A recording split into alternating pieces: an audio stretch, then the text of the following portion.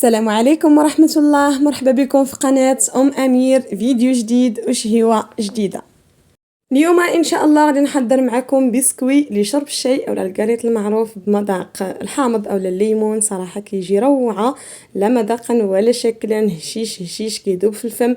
مكونات اللي بسيطة جدا، موجودة في أي بيت. صراحة كيجي روعة، توجدوا في اخر لحظه للضيوف ديالكم، وعلاش لا غير ليكم وليداتكم. كنتمنى ان شاء الله ان الاعجاب ديالكم وتفرجوا في الفيديو للاخير وتخليوا لي لايك باش تدعموني وتعليق زوين. بسم الله على بركه الله. في واحد البول او لا قصريه كندير هنايا 2 بيضات، يكونوا من الاحسن بدرجه حراره المطبخ، 7.5 غرام ديال السكر بنكهه الفاني، قبيصه ديال الملح، كاس معمر ديال السكر سنيده. بالنسبه اليوم ان شاء الله الكريط ديالي غادي نسمو بمذاق ديال الحامض، كما تقدروا تعوضوه حتى بالبرتقال. المهم هنايا درت مبشور ليمون او لا مبشور حامضه، وغنخلط انا جميع المكونات اللي يذوبوا لي حبيبات السكر في البيض ونتحصل على هذا اللون الابيض. ونزيد هنايا كاس مع مرش ديال زيت المائده، وغنزيد هنا معلقه كبيره ديال العسل كيعطيه تحميره وكيجي بنين، ما كيتفرتش لكم، يعني كيجي جامع راسو قابط راسو. صافي هنايا هادو هما المكونات كما لاحظتوا معايا، بسيطه وسهله. هنايا غنبدا باضافه النواشف، دقيق ابيض نوعيه جيده، وغنضيف 2 اكياس ديال خميره الحلويات ما يعادل 16 او 14 غرام. صافي وكنبدا نجمع هنايا في العجين ديالي دائما بحال الصابلي، ما نعجنو ما ندلكو، نحاول نجمعو هنايا غير بالاصابع، ما ندلكوش العجينه ديالنا. صافي حتى كنتحصلوا على قوام اللي لين. تقريبا خدات معايا 450 غرام ديال الدقيق، تقدر تزيكم حتى ل 500 غرام، هي نص كيلو. المهم راه مكونات بسيطه، 2 بيضات، كاس معمر زيت، كاس معمر سكر، 2 اكياس خميره الحلويات، ونصف كيلو ديال الدقيق، يعني راه تخرجي بها حلوه هكا لشرب الشاي كتجي رائعه. صافي هنايا بديت كنشكل في الكاليط ديالي، كناخذ هكا كميه من العجين كنبدا نكركبها في يديا. حاولوا ديروا كميات اللي حبات عفوا اللي صغيره، حيت كيضاعف الحجم ديالهم، فيهم 14 غرام ديال خميره الحلويات اولا 16.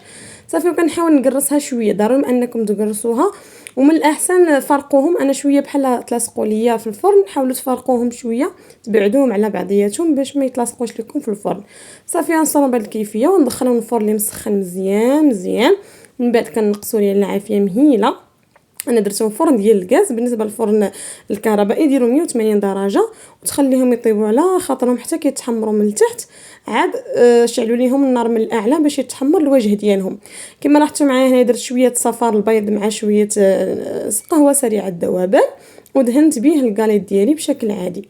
بالنسبه هنا زينتهم بهذه الطريقه بالفرشاه، تقدروا ديروا هذه الطريقه اللي كتجي بحال المروحه، اولا ديروا الطريقه الاعتياديه اللي معروف بها الكاليط، كتجروا هكا الشوكه بالطول وكتجروها عاوتاني بالعرض.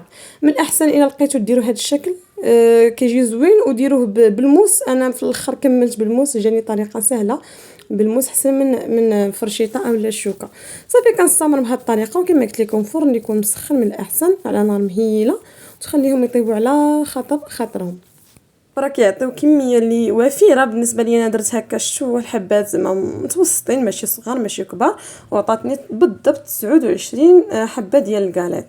صافي كما لاحظتوا معايا هنايا فاش طابوا. ها نتوما بحال بغاو يتلاصقوا ليا شويه، من الاحسن نتوما بعدوا داك الحبات باش يجيوكم حبات هكا دايرين، ماشي شي داير شي ما دايرش. المهم الشكل ديالهم راه جا زوين، شكل اللي مختلف على الشكل العادي ديال الكاليط. والوصفه راه الوصفه الاعتياديه اللي كيديروا جميع اليوتيوبرزات، صراحه وصفه اللي ناجحه 100%.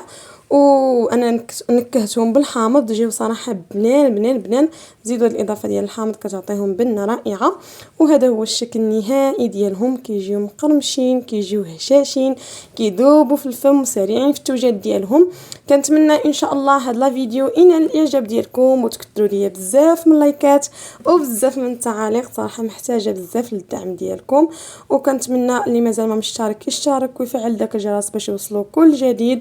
وبالصحة والراحة إلى فيديو آخر إن شاء الله، وشكرا للدعم ديالكم.